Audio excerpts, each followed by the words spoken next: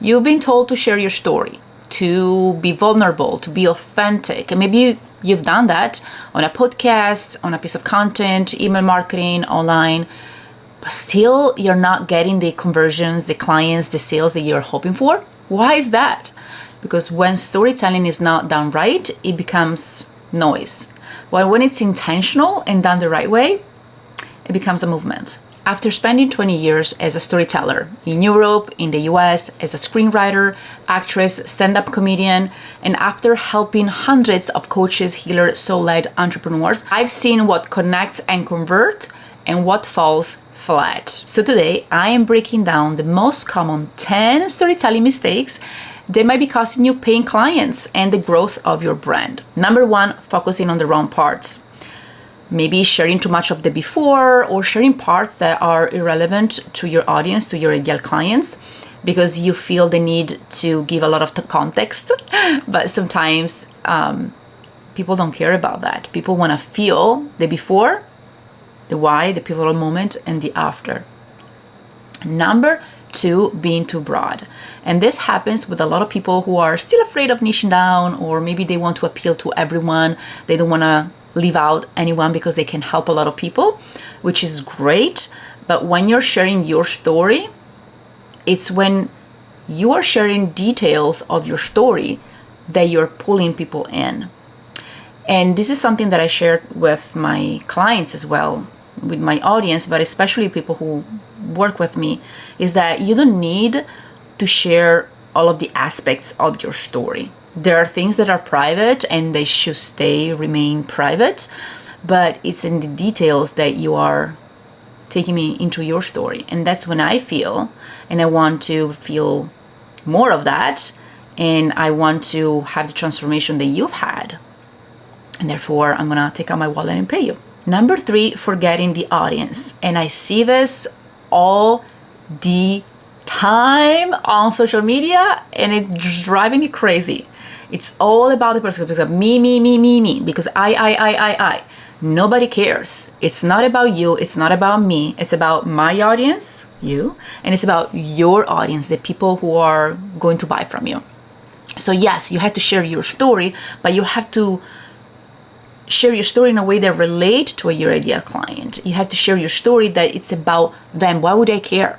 Number four, overcomplicating the message. So like using complicated words or forgetting the storytelling structure that leaves your audience confused and you lose them basically. So no storytelling a la Tarantino when it comes to your brand. Yes, you can be creative, but let's make it simple, because by making it simple, we get it much faster, and our brain wants to preserve, to save calories. So tell me what you're doing, tell me your story in a super simple way. Number five, skipping emotional depth.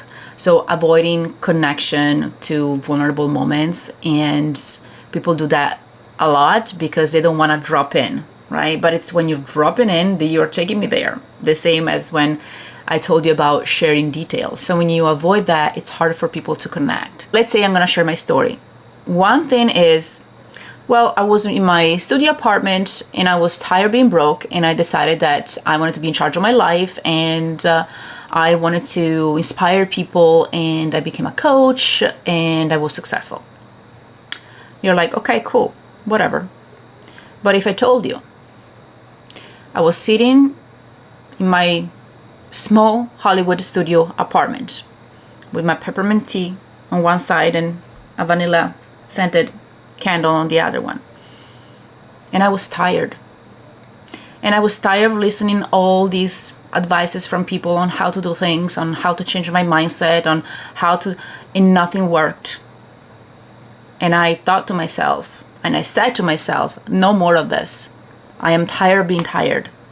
And I looked up all these post-it notes, affirmations that they told me to write, and nothing worked. I told this affirmation to myself every day for months, and nothing really worked.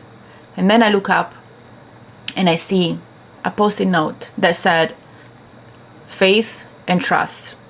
And I didn't even know what that meant up to that moment, up to that night. Faith, okay. Trust what? I already trust the process, what? And in that moment, I understood. And I had goosebumps from my toe to my head, and I still have it right now. Because I had to trust myself. I had to trust myself in the process. I had to trust that something more was coming because I was looking for it, because I decided to be creative. I decided to be curious about it. From that moment on, I decided that my life was going to change. And so from the next day, I started taking little steps toward my real dream. And it was not just a dream of being an actress. It was a dream to make an impact in this world. Do you see how the story is different? Now, it's not about acting or anything. It's about remembering those moments. And I didn't even drop in enough on this. But it's about making you connect with me. Because at the end of the day, it's about not just my story, it's about how would you relate to this. Maybe there's a part of this story that is relevant for you in your life. Maybe you are not an immigrant. Maybe you are not living in Hollywood in a mini studio apartment. But maybe there's a time in your life where you decide, you made a decision that you were done with something, that you wanted to change your life, and maybe that resonated with you. And if you're thinking, I think I've made a few of these mistakes, you're not alone. Most entrepreneurs do. And I've made all of these mistakes as well. That's exactly why I've created this free masterclass that's called Unlock the Power of Your Story, that it will guide you through the 3 most important, most powerful storytelling frameworks that will help you not just to share your story the right way, but also to grow your brand and enroll high-ticket clients. And also how to become magnetic at a subconscious level, which is the key to the vault, is the key to visibility. And you can find it in the description below. Number 6, focusing too much on the what instead of the why. Although it's very important that you tell me what you're offering and why would I buy from you, right? Like that your offer. But why you're doing this is super important, because I feel that you're more of an authentic person when you share that, your why, and I relate to you as a human being instead of as a salesperson. So yes, maybe you have a lot of achievements and qualifications, and that's great.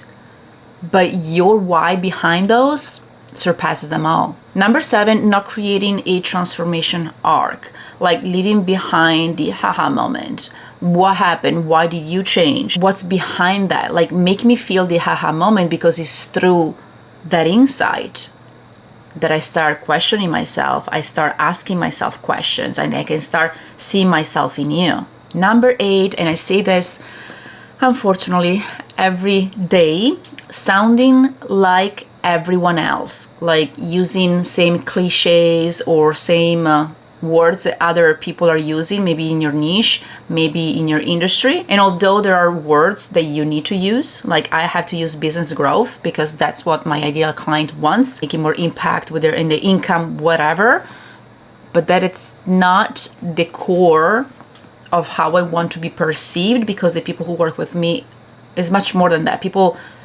get turned off by that because everyone is using this. Or perhaps for a lot of life coaches, transformational coaches, is like, I help you create the life of your dreams. Okay, what does that even mean? Or even worse, that is just about messaging that have to be more specific, and that's great. There's room for improvement. What I don't like to see is that people who are working with the same coach, doing the same thing, using the same words of this person. And I can spot it from miles away because I've been in this business for a long time now, when people are using their own lingo, their ideal clients' lingo in their own words, or taking it from somebody else, or because it's a trending way of saying things. They think they're being different, but they sound all the same. It's not that you have to overcomplicate your story or use different words that are not used. It's okay if you use very simple words, but you can create your own story your way without using other people's messaging. Because at the end of the day, your story is unique. Even if you went through a transformation, it will never be exactly the same transformation of somebody else, even if you both went through this similar thing. It's always different, and the way that you speak is also different, and that's the beauty of it. Number 9, and this is very personal. Let me know in the comments if this is also you. It's when people are rushing to sell. Tell me your story. Tell me why I should buy from you. Tell me how can this benefit my business, my life. I feel like a lot of people are rushing to sell. Yes, of course, we are there for the sales to grow our businesses, but we are there also for the impact. We are there to change lives. We are there also to make a difference, right? And by wanting this more, that's how your bank account will grow more. But when somebody rushes to sell or makes me feel that it's just transactional, and I know that, I mean, I've been in business, a business coach, whatever you want to call it, for a long time, an online entrepreneur for a very long time, and 20 years in the entertainment business before.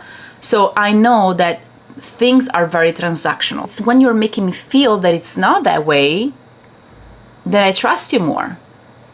Even if you're selling to me, I will actually thank you. If you're selling something that I need, I will thank you, but make me feel that I'm not a number. So don't rush it.